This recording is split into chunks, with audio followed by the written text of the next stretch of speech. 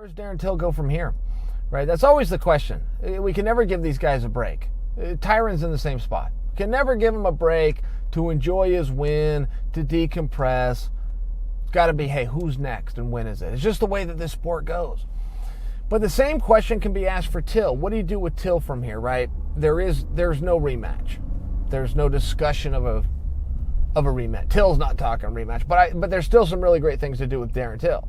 Incredible fighter, 25 years old, got a fan base behind him, has an incredible record, introduced to the audience on the highest of levels, which is the main event world title fight. So Till's in a good spot whether he knows it or not. But what do you do? And I think that when you're a young, hungry guy that wants to be the world champion, and Till does, staying at 170 pounds doesn't make the most sense. What are you staying at 170 for? You're not fighting Tyron again. So then are you sticking around because, Tyron, like anybody, has a shelf life and you're just waiting for that to expire and then you come pick up where things left off? Not a bad approach.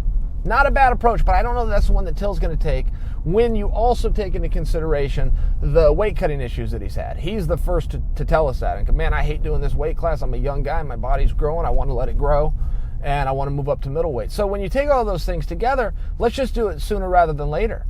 Why stick around at 170? Top contender. What's the worst Till falls to? 5?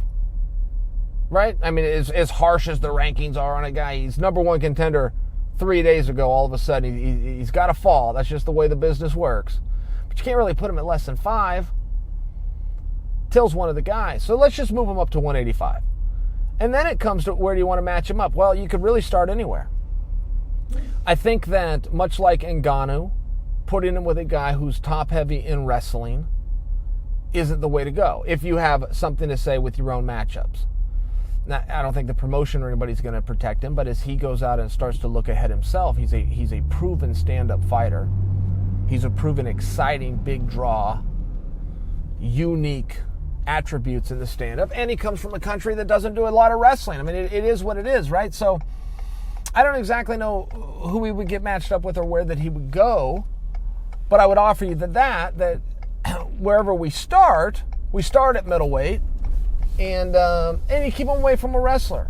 He doesn't need to be in there with Weidman tomorrow. He doesn't need to be in there with Yoel Romero tomorrow. But there are matchups that you could see for Till right out of the gate. Maybe Weidman and Romero aren't the ones, but maybe Whitaker is.